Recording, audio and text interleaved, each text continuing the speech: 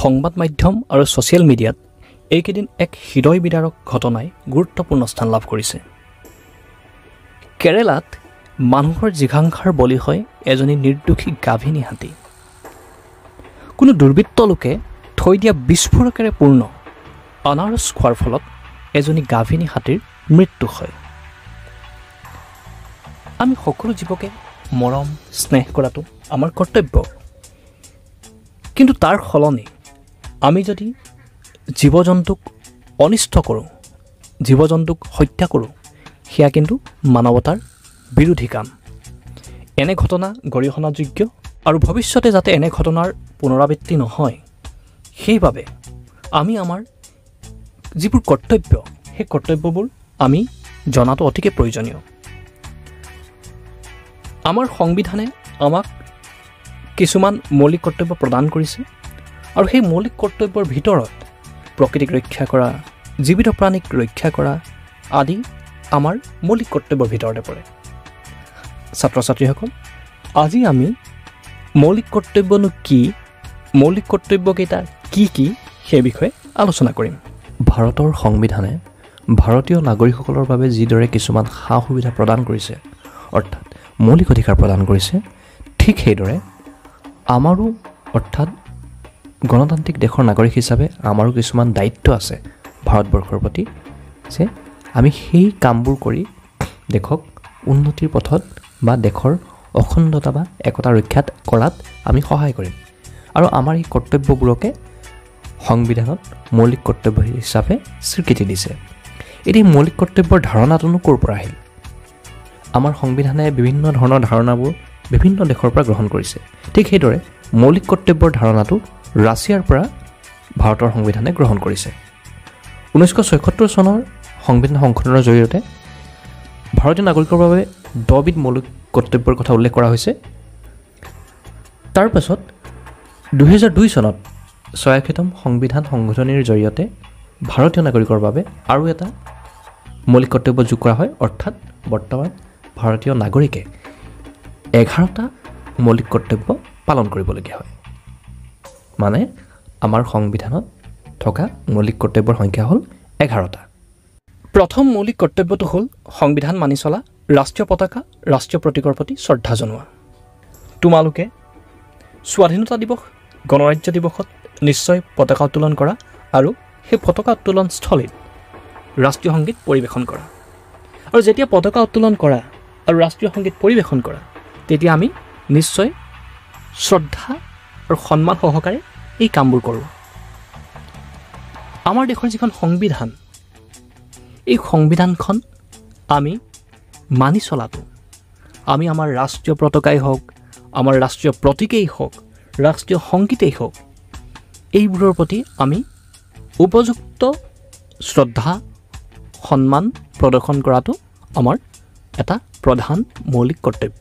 দ্বিতীয়টো মৌলিক কৰ্তব্য হৈছে স্বাধীনতা আন্দোলনত ভাৰতবাসীক অনুপ্ৰাণিত কৰা মহান আদৰ্শসমূহক সন্মান জনোৱা আৰু অনুসৰণ কৰা। যিসকল মহান মহান ব্যক্তিয়ে তেওঁলোকৰ স্বাৰ্থ পৰিহাৰ কৰি কেৱল দেশ মাতৃৰ বাবে তেওঁলোকৰ সৰ্বস্ব ত্যাগ কৰিলে, স্বাধীনতাৰ অৰ্থে আত্মবলিদান দিলে, তেওঁলোকক সন্মান জনোৱাটো, তেওঁলোকৰ আদৰ্শক সন্মান জনোৱা, তেওঁলোকক অনুসৰণ কৰা আমাৰ মৌলিক কৰ্তব্য। মহাত্মা গান্ধীয়ে হওক, জৱাহৰলাল নেহৰুৱেই হওক, ভগত সিঙেই হওক, কনকলতাই হওক, কুশল কোঁৱৰে হওক, পিয়লি ফুকনেই হওক আদি মহান মহান শ্বহীদসকলক আমি সন্মান জনোৱা আৰু তেওঁলোকৰ আদৰ্শক অনুসৰণ কৰাটো আমাৰ বাবে অতিকে প্ৰয়োজনীয়, আৰু এয়া হ'ল আমাৰ মৌলিক কৰ্তব্য। তৃতীয়টো মৌলিক কৰ্তব্য হৈছে ভাৰতৰ ঐক্য আৰু সংহতি ৰক্ষা কৰা। ভাৰতবৰ্ষ এখন বৈচিত্ৰ্যপূৰ্ণ দেশ। বিভিন্ন জাতি, ধৰ্ম, ভাষা নিৰ্বিশেষে বিভিন্ন জাতি জনজাতি যি সংস্কৃতি, সেই সংস্কৃতিৰ সমন্বয়স্থলী হ'ল এই ভাৰতবৰ্ষ। এই বিভিন্নতা থকা স্বত্তেও সকলোৰে মাজত একতা আৰু সংহতি ৰক্ষা কৰাটো আমাৰ প্ৰধান কৰ্তব্য। এয়া হ'ল আমাৰ মৌলিক কৰ্তব্য। চতুৰ্থটো মৌলিক কৰ্তব্য হৈছে মাতৃভূমিক ৰক্ষা কৰা আৰু প্ৰয়োজন হ'লে দেশৰ প্ৰতি সেৱা আগবঢ়োৱা। আমি তেতিয়াহে সুৰক্ষিত হ'ম যেতিয়া আমাৰ দেশখন সুৰক্ষিত থাকিব আৰু দেশখন তেতিয়াহে সুৰক্ষিত থাকিব যেতিয়া আমি দেশখনক সুৰক্ষা প্ৰদান কৰিম। শত্ৰুৰ আক্ৰমণৰ পৰা দেশখনক ৰক্ষা কৰাটো আমাৰ প্ৰধান কৰ্তব্য। সেই শত্ৰু দেশৰ বাহিৰৰ শত্ৰুৱে হওক অথবা ভিতৰৰ শত্ৰুৱে হওক, তেনেকুৱা যিকোনো দেশলৈ ভাবুকি আহিব পৰা কাৰ্যক বাধা দিয়াটো আমাৰ কৰ্তব্য। আমি দেশ মাতৃৰ প্ৰতি সেৱাৰ মনোভাৱ গঢ়ি তোলাটো, আমাৰ শিশুসকলক সৰুৰে পৰা দেশৰ সেৱাৰ প্ৰতি মনোভাৱ গঢ়ি তুলিবৰ বাবে, যাতে তেওঁলোক কাপ বুলবুল, স্কাউট গাইড, NCC আদিত যোগদান কৰি দেশ মাতৃক যাতে সেৱা আগবঢ়াব পাৰে, তাৰ বাবে তেওঁলোকক অনুপ্ৰাণিত কৰাটো অভিভাৱক হিচাপে, পিতৃ মাতৃ হিচাপে আমাৰ মৌলিক কৰ্তব্য। পৰৱৰ্তী পৰ্যায়ৰ মৌলিক কৰ্তব্যটো হৈছে জনসাধাৰণৰ মাজত ভাতৃত্ববোধ গঢ়ি তোলা, নাৰীৰ মৰ্যাদা হানিকাৰক আচৰণৰ পৰা বিৰত থকা। বিভিন্ন ধৰ্ম, জাতি, ভাষা আদিৰ বিভিন্নতা থকা স্বত্তেও একতাৰ দোলেৰে আমি সকলোৱে মিলিজুলি থকাটো আমাৰ দেশৰ উন্নয়নৰ বাবে, দেশৰ অখণ্ডতাৰ বাবে অতিকে প্ৰয়োজনীয়। বিভিন্নতা আঁতৰাই এক ভাতৃত্বপূৰ্ণ ভাৱেৰে সকলোৱে মিলিজুলি আমি দেশখনক উন্নতিৰ পথত আগুৱাই লৈ যাব পাৰোঁ। আমাৰ আই, আমাৰ ভগ্নী সকলোকে ৰক্ষণাবেক্ষণ দিয়াটো আমাৰ মৌলিক কৰ্তব্য। যিহেতু আমাৰ ভাৰতীয় সমাজত নাৰীক উচ্চ স্থান দিয়া হয়, আমি নাৰীক সন্মানৰ চকুৰে চাওঁ, সেয়েহে তেওঁলোকক ৰক্ষণাবেক্ষণ দিয়াটো আমাৰ এক প্ৰধান কৰ্তব্য। পৰৱৰ্তী মৌলিক কৰ্তব্যটো হৈছে আমাৰ সংস্কৃতিৰ মূল্যৱান ঐতিহ্যক সন্মান দিয়া আৰু ৰক্ষা কৰা। আমাৰ দেশত এনেকুৱা বহুতো ঐতিহ্যপূৰ্ণ সম্পদৰাজি আছে, যিবোৰক আমি সংৰক্ষণ কৰাটো এজন দায়িত্বশীল নাগৰিক হিচাপে আমাৰ প্ৰধান কৰ্তব্য। ভাৰতবৰ্ষৰ এনে ঐতিহ্যমণ্ডিত ঠাইসমূহ বা যিসমূহ পুৰণি কীৰ্তিচিহ্ন বা কীৰ্তিস্তম্ভসমূহ, এনেধৰণৰ ধৰা তাজমহল, লালকিল্লা, কুতুব মিনাৰ, ৰংঘৰ, কাৰেংঘৰ, তলাতল ঘৰ আদি, এইবোৰক আমি সংৰক্ষণ কৰা, এইবোৰক আমি যাতে কোনেও বিনষ্ট কৰিব নোৱাৰে তাৰ প্ৰতি চকু ৰখা আৰু বিনষ্ট কৰিবলৈ কোনোবাই খুজিলে তাক বাধা দিয়াটো এজন দায়িত্বশীল নাগৰিক হিচাপে আমাৰ প্ৰধান কৰ্তব্য, আৰু ই এটা হ'ল আমাৰ মৌলিক কৰ্তব্য। পৰৱৰ্তী মৌলিক কৰ্তব্যটো হৈছে প্ৰাকৃতিক পৰিৱেশ ৰক্ষা কৰা আৰু তাৰ উন্নয়ন কৰা আৰু সকলো জীৱিত প্ৰাণীৰ প্ৰতি দয়াভাৱ ৰখা। আমি ইতিমধ্যে প্ৰথমেই আলোচনা কৰিলোঁ যে কেৰেলাত কিদৰে মানুহৰ কিছু দুষ্ট প্ৰকৃতিৰ, কিছু নিজ প্ৰবৃত্তিৰ মানুহৰ জিঘাংসাৰ বলি হ'ল এজনী গাভিনী হাতী। তেনে যাতে ধৰণৰ ঘটনা নহয়, সেইবাবে আমি আমাৰ কৰ্তব্যসমূহ জনাটো অতিকে প্ৰয়োজনীয়। আৰু আমাৰ এটা প্ৰধান মৌলিক কৰ্তব্য হৈছে প্ৰাকৃতিক পৰিৱেশ ৰক্ষা কৰা। যিহেতু বৰ্তমান যুগত দিনক দিনে পাৰিৱেশিক সমস্যাৰ বাঢ়ি আহিছে, এক ভয়ানক ৰূপ ধাৰণ কৰিছে। গোলকীয় উষ্ণতা বৃদ্ধিয়েই হওক, পৰিৱেশ প্ৰদূষণেই হওক, পাৰিপাৰ্শ্বিক যিটো ভাৰসাম্যতা বিনষ্ট হৈছে, প্ৰাকৃতিক সম্পদসমূহ ধ্বংস হৈ আহিবলৈ ধৰিছে। এইবোৰ যাতে আমি উপযুক্তভাৱে ব্যৱহাৰ কৰিব পাৰোঁ, এইবোৰ যাতে আমি সংৰক্ষণ কৰিব পাৰোঁ, আমি প্ৰাকৃতিক পৰিৱেশ যাতে আমি ৰক্ষা কৰিব পাৰোঁ বিনষ্ট হোৱাৰ পৰা, সেয়া হ'ল আমাৰ এক কৰ্তব্য। তাৰোপৰি যিবিলাক আমাৰ জীৱিত প্ৰাণী আছে, যিবোৰক আমি হাবি বন কাটি, পৰ্বত পাহাৰ কাটি ধ্বংস কৰিছোঁ, তাৰ ফলত সেই বন্যপ্ৰাণীবিলাকৰ আৱাসস্থলী ধ্বংস হৈছে, নাইকিয়া হৈছে। ফলত বন্যপ্ৰাণী আৰু মানুহৰ মাজত সংঘৰ্ষ বৃদ্ধি পাইছে। এনেধৰণৰ ঘটনা আমি ৰোধ কৰিব লাগিব। আমি সকলো জীৱিত প্ৰাণীৰ প্ৰতি দয়াভাৱ ৰাখি আমি সকলোকে আদৰ, স্নেহ আৰু সেইবোৰ সংৰক্ষণৰ বাবে, প্ৰতিপালনৰ বাবে আমি চেষ্টা কৰিব লাগিব। তাৰ পৰৱৰ্তী মৌলিক কৰ্তব্যটো হৈছে জনসাধাৰণৰ মাজত বৈজ্ঞানিক দৃষ্টিভংগী আৰু মানৱতাবোধ বিকাশ কৰা। বিভিন্ন সমাজত এতিয়াও দেখা যায় কুসংস্কাৰ, অন্ধবিশ্বাসে গ্ৰাস কৰি ৰাখিছে। এই কুসংস্কাৰ আৰু অন্ধবিশ্বাস যি পৰ্যন্ত থাকিব, সেই পৰ্যন্ত এখন সমাজ কেতিয়াও উন্নতিৰ পথত আগুৱাই যাব নোৱাৰে। আমাৰ দেশৰ উন্নয়নৰ প্ৰধান হেঙাৰ হ'ল এই অন্ধবিশ্বাস আৰু কুসংস্কাৰ।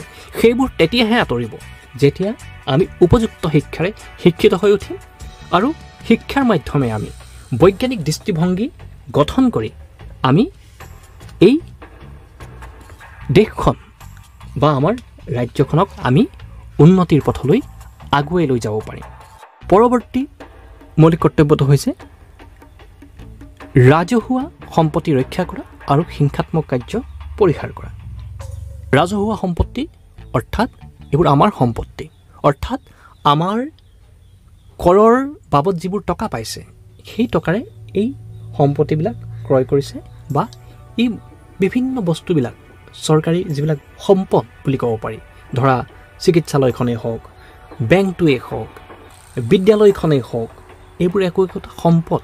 এই সম্পদবোৰ আমাৰ টকাৰে এই সম্পদবিলাক নিৰ্মাণ কৰা হৈছে আৰু সেইবিলাকক ৰক্ষা কৰাৰ দায়িত্ব কিন্তু আমাৰেই। সেইবোৰ যাতে কোনো বিনষ্ট কৰিব নোৱাৰে তাৰ প্ৰতি লক্ষ্য ৰখাটো আমাৰ এক প্ৰধান কৰ্তব্য। আৰু যদি কোনোবাই বিনষ্ট কৰিব খোজে তাক বাধা দিয়াটো সমানেই আমাৰ এক কৰ্তব্য। তাৰোপৰি আমি মহাত্মা গান্ধীৰ যি নীতি, যি অহিংসা নীতি, সেই নীতিৰ দ্বাৰা আমি হিংসাৰ পৰিৱৰ্তে শান্তিৰ মাধ্যমেৰে আমি আগুৱাই যাবলৈ আমি চেষ্টা কৰিব লাগিব। তেতিয়াহে আমি এখন সুন্দৰ সবল সমাজ গঢ়ি তুলিব পাৰিম। তাৰ পৰৱৰ্তী পৰ্যায়ৰ মৌলিক কৰ্তব্যটো হৈছে ব্যক্তিগত আৰু ৰাজ্যৰ উন্নতি সাধন কৰি ৰাষ্ট্ৰৰ উন্নতি সাধন কৰা। দেশখনৰ তেতিয়াহে উন্নয়ন সাধন হ'ব যেতিয়া তাত থকা ব্যক্তিসকলৰ উন্নয়ন সাধন হ'ব। কেৱল ব্যক্তিগত উন্নয়ন হ'লেই নহ'ব, আমি ৰাইজৰো সমানে উন্নয়ন সাধন কৰি হাতে হাত মিলাই আমি সকলোকে আগুৱাই লৈ গৈ আমি ৰাষ্ট্ৰৰ সৰ্বাংগীন বিকাশ সাধন কৰিব লাগিব। ব্যক্তিগত উন্নয়নৰ লগতে বিভিন্ন ক্ষেত্ৰ, অৰ্থনৈতিকে হওক, ৰাজনৈতিকে হওক, যাতায়াতে হওক, সামাজিকে হওক, এই বিভিন্ন ক্ষেত্ৰত আমাৰ যি অৱদান, এই অৱদান আগবঢ়াই আমি ৰাষ্ট্ৰৰ সৰ্বাংগীন বিকাশ আমি সাধন কৰিব পাৰিম। একেবাৰে শেষৰ মৌলিক কৰ্তব্যটো হৈছে শিশুৰ প্ৰাথমিক শিক্ষাৰ প্ৰতি পিতৃ মাতৃ আৰু অভিভাৱকৰ কৰ্তব্য। আমি সকলোৱে জানো প্ৰতিজন শিশুৱে এখন দেশৰ ভৱিষ্যত। সেই দেশখনৰ ভৱিষ্যত গঢ়িব সেই শিশুসকলে, আৰু সেই শিশুসকলে শিক্ষা পোৱাটো অতিকে প্ৰয়োজনীয়। তেওঁলোকে যি শিক্ষা লাভ কৰিব সেই শিক্ষাৰ পোহৰে তেওঁলোকে সমাজখন আলোকিত কৰি তুলিব পাৰিব। সেয়েহে প্ৰতিজন শিশুৱে 6 পৰা 14 বছৰ বয়সৰ প্ৰতিজন শিশুৱে যাতে শিক্ষাৰ অধিকাৰ লাভ কৰে তাক নিশ্চিত কৰাটো প্ৰতিজন পিতৃ মাতৃ আৰু অভিভাৱক হিচাপে প্ৰতিজন অভিভাৱক অভিভাৱিকাৰ মৌলিক কৰ্তব্য। এইকেইটাই হ'ল মৌলিক কৰ্তব্য, অৰ্থাৎ আমি 11টা মৌলিক কৰ্তব্যৰ বিষয়ে আলোচনা কৰিলোঁ। তোমালোকে নিশ্চয় কিছু হ'লেও বুজি পাইছা। শেষত তোমালোকক এটা গৃহকৰ্ম দিওঁ। গৃহকৰ্মটো হ'ল ভাৰতৰ দৰে গণতান্ত্ৰিক দেশ এখনত মৌলিক কৰ্তব্যসমূহ পালন কৰাটো কিয় অতি প্ৰয়োজনীয়, এই গৃহকৰ্মটো তোমালোকে কৰিবা। আৰু আজিৰ যি আলোচনা, এই আলোচনা আজি ইমানতে সমাপ্ত কৰিছোঁ। ধন্যবাদ।